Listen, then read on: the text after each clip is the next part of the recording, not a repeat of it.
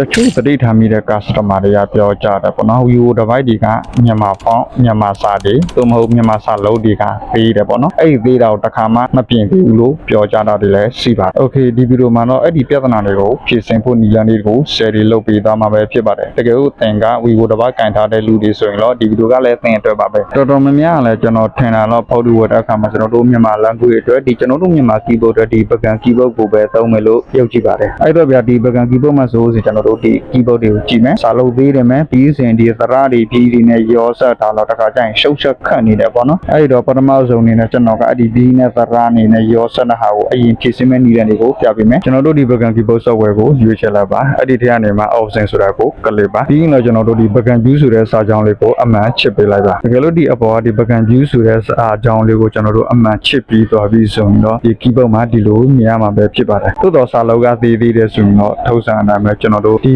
keyboard ကနေပြန်ထွက်ပြီးတော့ for your setting တွေကိုတွားလိုက်ပါအခုကျွန်တော်ဒီဗီဒီယိုထဲမှာပြထားတဲ့ဒီ version ကတော့ဒီ Android version 15ဖြစ်တယ်ပေါ့နော်သင် folder မှာတူချင်မှလည်းတူမယ်သို့တော့ဘာမှပြဿနာမရှိပါဘူးအဲ့တော့အပေါ်မှာကျွန်တော်တို့ဒီ display and brightness ဆိုတာကို select ထားလိုက်ပါပြီးရင်တော့ကျွန်တော်တို့အောက်နဲ့ search ချပြီးတော့ font style ရှိတယ် font and display size ဆိုတာရှိပါတယ်အဲ့တော့ font and display size ဆိုတဲ့စာကြောင်းလေးကို click ထားလိုက်ပါပြီးရင်တော့ကျွန်တော်တို့မြင်ရမှာအပေါ်မှာက font size အမှာက display size ပေါ့နော်အဲ့တော့ဗျအပေါ်က font size ဆိုတာကစာလုံးအရွယ်အစားကိုပြောတာအောက်က display size ဆိုတာမျက်နှာပြင်အရွယ်အစားကိုပြောတာဖြစ်တယ်အဲ့တော့ကျွန်တော်တို့ကစာလုံးကြီးရှင်လဲဆိုအပေါ်က font size ကို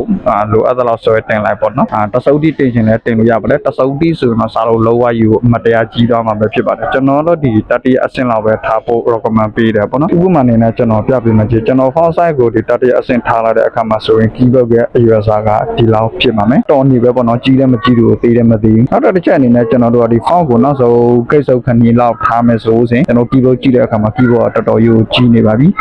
ဒီလောက်နဲ့အဆင်ပြေတယ်ဆိုရင်တော့ဒီလောက်နဲ့ထားပေါ့နော်အဲ့လိုမဟုတ်ဘဲကျွန်တော်တို့ကဒီကိတ်ဆုပ်တီတင်လိုက်မယ်ဆိုရင်တော့ကျွန်တော်တို့ဒီမြန်မာ keyboard ရဲ့စတိုင်ကဒီလိုဖြစ်သွားမှာပဲဖြစ်ပါတယ်တော်တော်ကြီးကြီးသွားတယ်ပေါ့နော်တိုက်အဆင်မပြေဘူးလို့ကျွန်တော်ထင်တယ်အဲ့ဒီအတွက်ကြောင့်ကျွန်တော်ကတော့ဒီ keyboard ကိုဒီ font size ကိုပေါ့နော်တတိယအဆင့်လောက်ပဲထားမယ်ဆိုရင်အဆင်ပြေမယ်လို့ခံစားမိတယ်ပေါ့နော်တော်တော်များများကျွန်တော်စီက customer တွေကျွန်တော်စီမှာဖော်ဝေတဲ့လူတွေပဲကျွန်တော်ဒီ font size ဒီလောက်ထိထားပေးတယ်ပေါ့နော်နောက်တစ်ချက်အနေနဲ့ကျွန်တော်တို့ဒီလိုမြန်မာအစာတွေပေါ့နော်ဥပမာဒီ social media ပေါ်ဖြစ်ကြတဲ့ Facebook ပေါ်တွေဒီ browser တွေပေါ်မှာကျွန်တော်တို့မြန်မာစာတွေဖတ်တဲ့အခါမှာဆိုရင်ဒီစာလုံးတွေကသေးတယ်လို့ခံစားရတယ်ပေါ့နော်တကယ်လို့ဒီစာလုံးတွေကဒီပေါ်မှာသေးတယ်လို့ခံစားရတယ်ဆိုရင်တော့ကျွန်တော်တို့ထုံးစံအတိုင်းပဲခုနတော့ဒီ display size မှာပေါ့နော်ကျွန်တော်တို့ကအစော့တင်လုပ်လိုက်ပါတကယ်လို့ကြီးရှင်ကျွန်တော်တို့ဒီလိုဆွဲတင်လိုက်မှာဖြစ်ပြီးကိုလိုချင်တဲ့လောက်ဆွဲတင်တော့ပေါ့ဗျာအရင်ကြီးလည်းပြန်စော့ချလိုက်ပါပြီးရင်လည်းဆွဲတင်လိုက်ပေါ့နော် Okay ဒီလောက်ဆိုရင်တော့ကျွန်တော်တို့မြန်မာစာလုံးတွေမြန်မာဖုန်းတွေသေးနေတဲ့ပြဿနာကိုဖြေရှင်းလို့ရသွားမယ်လို့ယုံကြည်ပါတယ်ဒီဗီဒီယိုကသင်အတွက်အထောက်အကူဖြစ်တဲ့ဆိုရင်တော့ like and sharing လုပ်ပြီးဖို့တောင်းဆိုချင်ပါတယ်တစ်ဆက်ထဲမှာပဲ YouTube ကနေကြည့်တဲ့ဆိုရင်တော့ subscribe တွေနဲ့ပြီးဖို့တောင်းဆိုချင်ပါတယ်ခင်ဗျာထုံးစံအတိုင်းကျွန်တော်ကတော့ force ပါ